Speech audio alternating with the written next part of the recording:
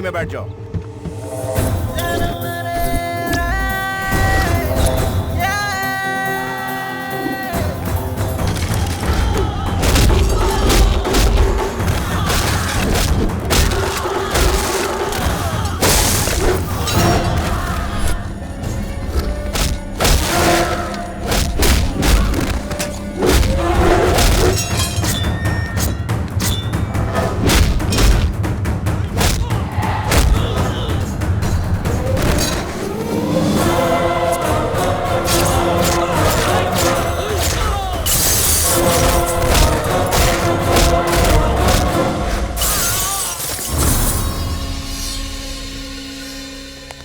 Total family wrong.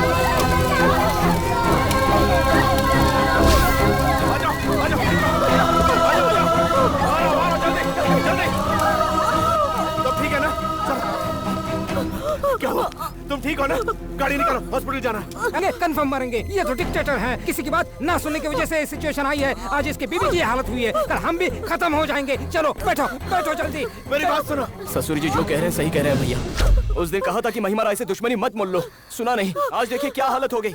उस महिमा राय का टारगेट हम नहीं है, आप हो। तुम दिल्ली से दूर जाओगे तो ही वो हमें जीने देगी। आप बाकी सबके लिए भगवान हो, लेकिन हमारे लिए यमराज हो। हमें माफ कर दीजिए, हम आपसे दूर रहेंगे तो ही हमारे बच्चे जिंदा रह पाएंगे।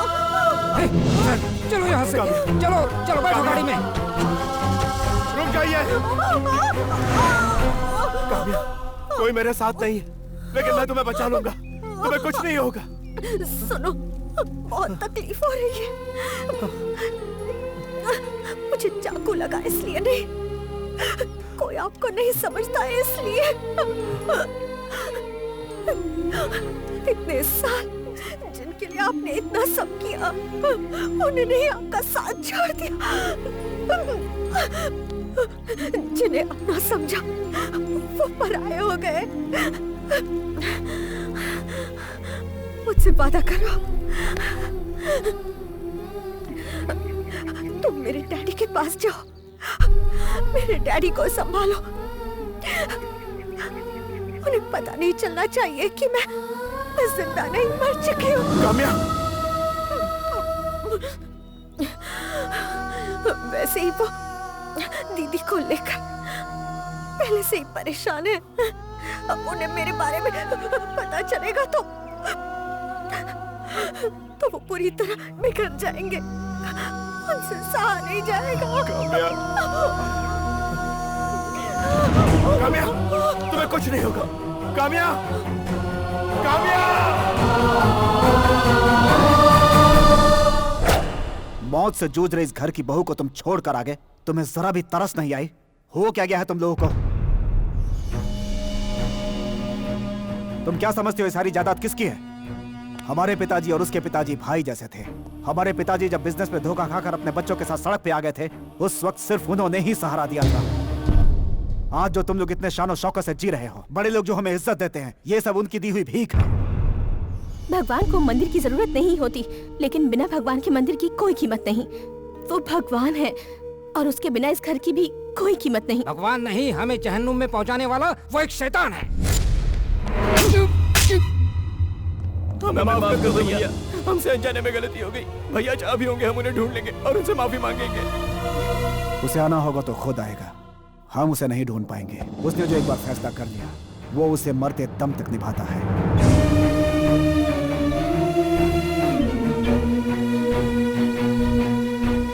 हमारे बिछड़ने की वजह महिमा रॉय का दामाद अभी तक जिंदा है।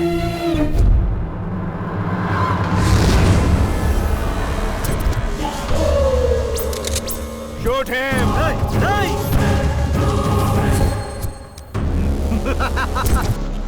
तुम्हारे दोनों बॉडीगार्ड्स को उसने खरीद लिए थे। राज सिंहासन को छोड़ दो लेकिन प्रजा को मत त्यागो। दामाद जी, मेरी बेटी कहाँ है?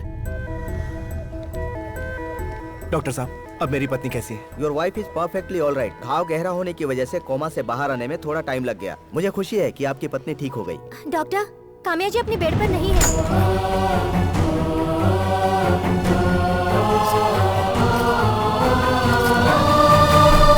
मेरी बेटी गई कहाँ होगी? कहीं दुश्मनों ने तो कुछ। डैडी,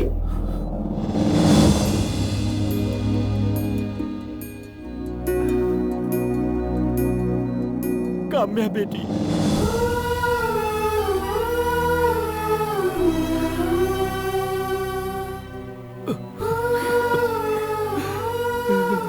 सॉरी डैडी, ये मिडिल क्लास से बिलोंग करते हैं। मैंने आपको ऐसा झूठ बोला था। इन्होंने भी मेरे कहने पर ही। तू सॉरी क्यों बोल रही है बेटी? बल्कि शर्मिंदा तो मैं हूँ। चल बेटी। मैडम, इतना प्यारा पति पूरे भारत में ढूंढने से नहीं मिलेगा आपको। सच कहा ना मैंने।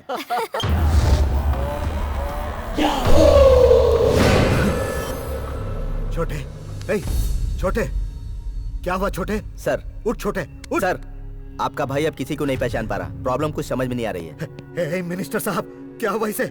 भाई की ये हालत करने वाला कौन है? ये है वो। तुम इसे जानते हो?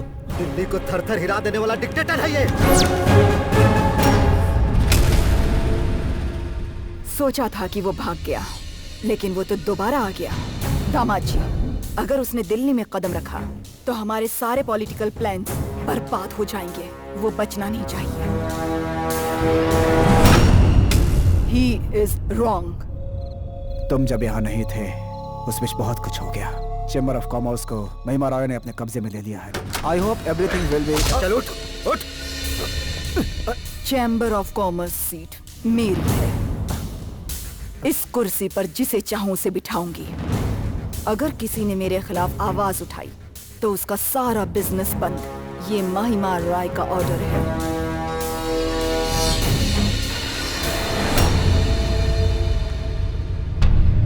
लोगों का भला तभी होगा जब महिमा रॉय और उसका दामाद पावर में ना रहे, और ये सिर्फ तुम कर सकते हो। भैया, हम कल की पहली फ्लाइट से दिल्ली जा रहे हैं। डिक्टेटर दिल्ली आ गया है, कभी भी हमला कर सकता है। डिक्टेटर के डर से हमारे लोग दुम दबाकर भाग रहे हैं। इससे पहले कि वो हम पर अटैक करे उसे खत्म कर देते हैं। इस टाइम पर डिक्टेटर के सामने जाना ठीक नहीं है। उसे बल से नहीं, बुद्धि से मारना है। सोचो कैसे। मैं बताता हूँ। तू तो उसी के घर में रहता है, फिर तू हमारी मदद करने के लिए क्यों तैयार है? तुम्हारे इस सवाल में ही तुम्हारा जवाब है। उस घर में रहना हमारी बदकिस्मती है। वहाँ हमारा रहना किसी कुत्ते से कम नहीं है। जब तक नहीं था ऐश से जी रहे थे। इस बार उसका किस्सा परमानेंटली खत्म हो जाए तो ही चैन से जी सकते हैं हम लोग। चाहो तो इनसे पूछ लो। हाँ मैडम, ये बिल्कुल सही बोल रहा है। सिर्फ आप ही नहीं, उस डिक्टेटर की मौत का मैं भी इंतजार कर रहा हूँ। कल डिक्टेटर अपनी फैमिली के साथ कहाँ मिलेगा वो मैं बताऊंगा। तुम बस अटैक करो। अगर चांस मिस किया तो दुनिया हमें मिस करेगी। दामाद जी, कल के बाद से उस डिक्टेटर का नामो निशान मिट जाना चाहिए। उसकी मौत की खबर लेकर चैम्बर आना। मौत की खबर ही नहीं, उसकी डेड बॉडी लेकर ही आऊंगा।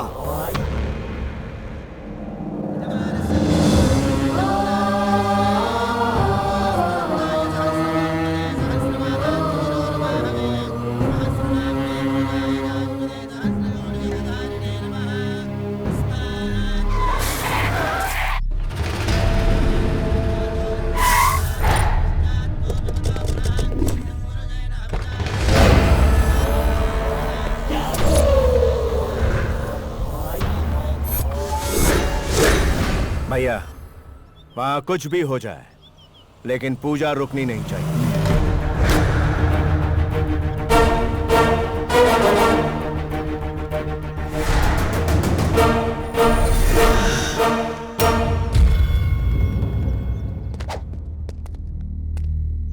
क्या हुआ? शॉक लग गया ना?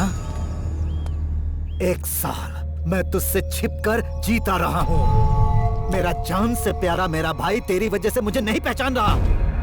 लोगों को बचाकर उनकी नजर में तो तू भगवान बन गया, लेकिन आज तुझे जमीन में गाड़कर ऊपर पहुंचा दूंगा। आज चाहे कुछ भी हो जाए, तू मेरे पंजों से नहीं बचेगा।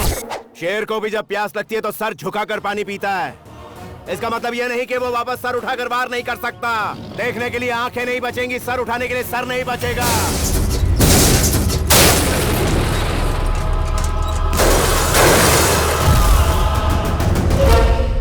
विश्वंभर,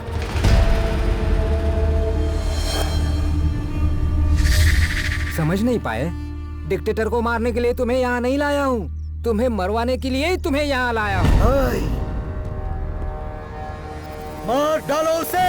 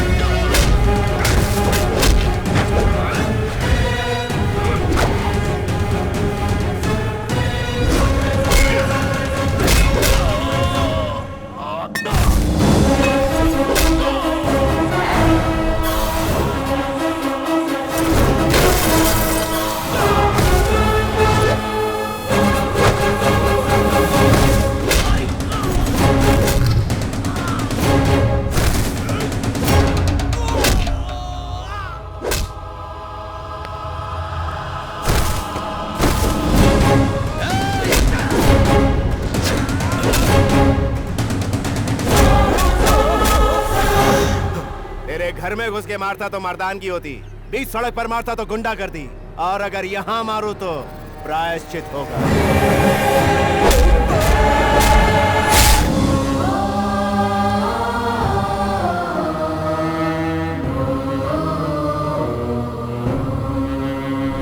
उस डिक्टेटर के बारे में आप भूल जाइए। उसका किस्सा आज खत्म हो जाएगा। स्त्री हत्या महापाप होता है, इसी ख्याल की वजह से तेरी उम्र बढ़ गई, वरना तेरे दामाद को जो मौत दी है वही तुझे भी देता। ये ले टिकट, इस देश को छोड़कर चली जा। अपनी जो ताकत होती है उसे लोगों की भलाई के लिए इस्तेमाल करना चाहिए, ना कि किसी की तबाही के लिए। एक बात ध्यान से सुन, अहंकार में जी रही औरत, अन्याय करने वाला मर्द किसी ना किसी दिन अंधकार की खाई में डूब जाता है।